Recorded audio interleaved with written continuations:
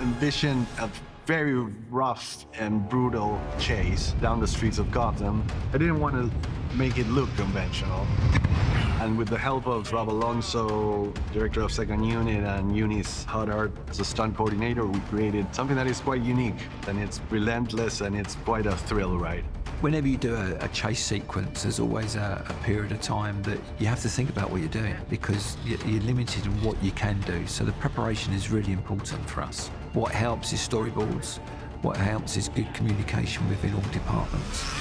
It's at the beginning of the movie, so there's a lot of energy in that first scene, and a lot of it comes from the power of the Bat Bike. The biggest thing that Andy wanted was, well, biggest is the right word, because he wanted a tank. He wanted a motorcycle that was built like a tank, nothing like he'd ever seen before, in scale anyway.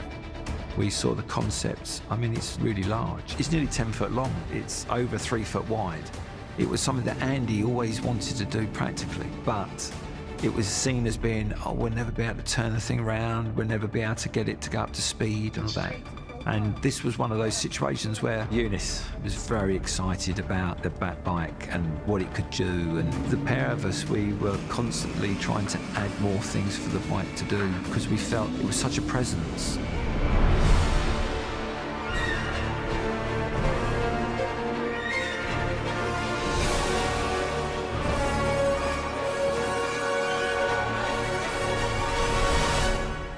SFX start building a bike way before we're even talking about anything. And then SFX will give us this skeleton. And then Rick English will go off, drive it, ride it, come back, change this, change that. How do you feel about putting the fake tires on the front? Yeah, we need to test it. Yeah. By the time that bike was ready to shoot on, Rick had rehearsed so much on it that people were just looking at him in wonderment how he could even manage to make the bike so light and so agile. Working closely with visual effects, we made a bike that could drive at over 80 miles an hour. It could handle really well. So they built working electric bikes, which were clad so they were in camera. Certain things would have to be raised, scissoring double wheel at the front would have to be digital, removals of the drive chain at the back and that stuff. But basically, it was probably 85% physically in camera, which is amazing. Yeah, the guys have done a great job with it, to be honest. It's a proper piece of engineering.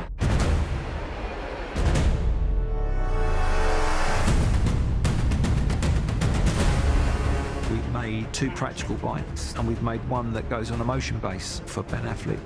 And that bike shows off the uniqueness of the 2 front wheels that actually kind of rack and move. Falcone's idiot kid decided to put a crew together and bust into the lab at Gotham Chamber. And hard lab! We needed to find a place where we could basically create havoc in the streets that had a Gotham feel to it. And Glasgow did the trick. But then, of course, we have things that certainly cannot be shot in a city. So we were shooting them at an airfield about half an hour from our studio. We rehearsed every part of Glasgow on Bovingdon Airfield here in London. That's what made Glasgow so successful. We knew the lengths of the streets, the widths of the streets. We anticipated where there would be cars, parked cars, moving cars.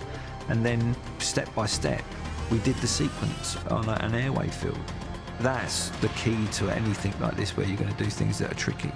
I very often get bored of action scenes that are overextended or they don't present enough changes or twists during the course of the sequence.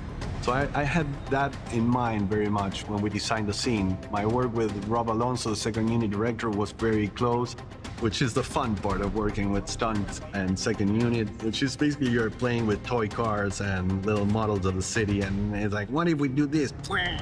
So what I do is I basically chess piece all of the vehicles and I write those vehicles down on an overhead plan, the paths of each and every character and interactive vehicle with either the villain's Hummer or the Bat Bike, so that Andy can see how the sequence goes from first act, second act, third act of an action sequence, so it crescendos at the right time.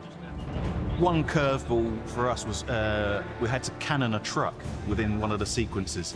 So it was a huge semi-truck and trailer, and they wanted it to drive down the road, a tyre blowout, and then for it to flip over onto its side with a driver inside, and then explode. So it was then building something that was safe enough to have a driver in it for real, flip over, and then catch fire while keeping the driver safe at all times. I think we built 3 in the end, didn't we? Yeah, we did. We were 1 test and then 2 to be shot on.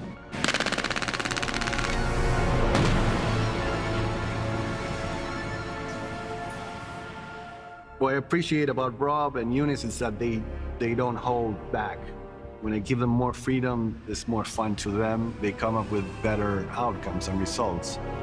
That is a wrap. Thank you. Yeah. We had about 2 weeks to shoot the sequence. It was something to be proud of for sure. We definitely surpassed what we set out to do, but it all boils down to having that magic time in prep. Well done, Mr. Wayne. Will you be home for breakfast, sir? Yes, I think so.